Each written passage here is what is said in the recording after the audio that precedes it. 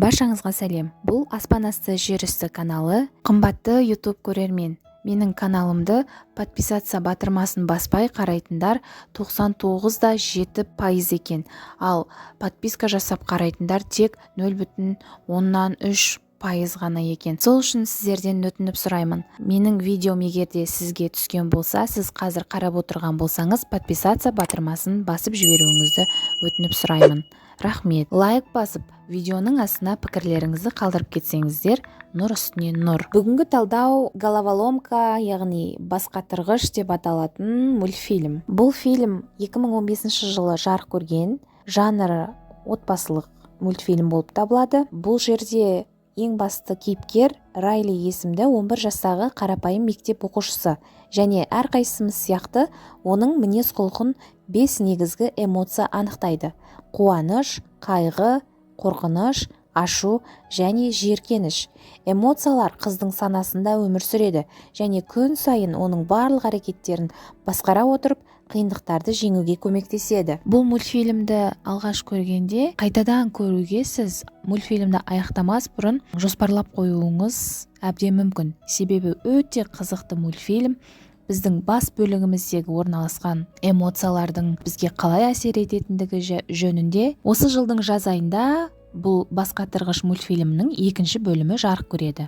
Мультфильмнің басы Райли есімді қыздың дүниеге келуінен басталады, яғни ол дүниеге келген сәтте оның бас бөлігінде эмоциялар да пайда бола бастайды. Яғни ол дүниеге жылап келген сәтте печаль, яғни мұң және радость, қуаныш екеуі бірге ең алғашқы пайда болған эмоциялары осы екеуі болып табылады. Жалпы мультфильмнің өзегі Райлидің эмоцияларының жиынтығын құрайтын аралдардан тұрады. Яғни ол аралдарды көбінде қуаныш эмоциясы басқарып жүретін еді. Бұл арал естеліктер аралы деп аталады.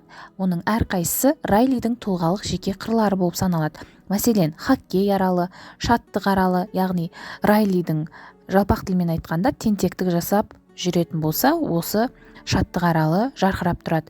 Және достық аралы, шыншылдық аралы және отбасы бірлігін сақтайтын аралдардан тұрады. Адамның бас бөлігінде эмоциялармен қатар естеліктер шарлары да бейнеленеді. Мұң эмоциясының кесірінен қуаныш эмоциясы екеуі бірге Райлидің ұзақ мерзімді жад бөліміне ұшып кетеді. Сол жерде олар қайтадан бас бөлігіне келуді ойластырады. Ол жақта Райлидің Бинго-бонго деген кішкентай кезінде өзі салған сурет кейіпкері болады. Мұң эмоциясы қуаныш эмоциясына реакция білдірген кезде жарқырап жанып тұрған естеліктер аралы өшіп қалады. Оны қайтадан қалпына келтіріп жарқырату үшін қуаныш эмоциясы жанын салады, барлық амалды жасайды. Қуаныш эмоциясы Райлидің бас бөлігінде болмағандықтан, түпкі бөлімге кетіп қалғандықтан, Райлидің мінез құлқы өзгереді. Олар басқа жаққа көшіп барады, жаңа мектепке үйренісе алмайды, хоккейді де дұрыс ойнай алмай қалады, әке-шешесімен де дұрыс қарым-қатынас жасай алмай қалады.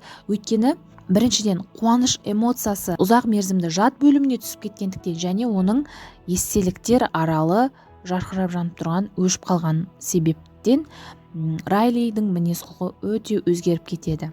Әйтеуір қуаныш эмоциясының арқасында мұң екеуі қайтадан Райлидің бас бөлігіне оралады. Райли қайтадан хоккейін ойнап бастайды, ата-анасымен қарым-қатынас түзеледі. Менің түсінуімше, бұл мультфильмнің берері, айтар ойы, әр адам өзінің ішкі эмоцияларын басқара алса және өз менін жоғалтып алмаса, аталмыш 5 эмоцияның 4-еуі негізінен қуаныш эмоциясына бағынады. Ол не десе сол болады. Жалпы өмірде де сондай ғой. Адамға келген сынақ, қайсы бір көңіліңізді түсірген нәрсеге тек күліп жауап беру арқылы біз барлығын жеңеміз деген ойды бергісі келген сияқты.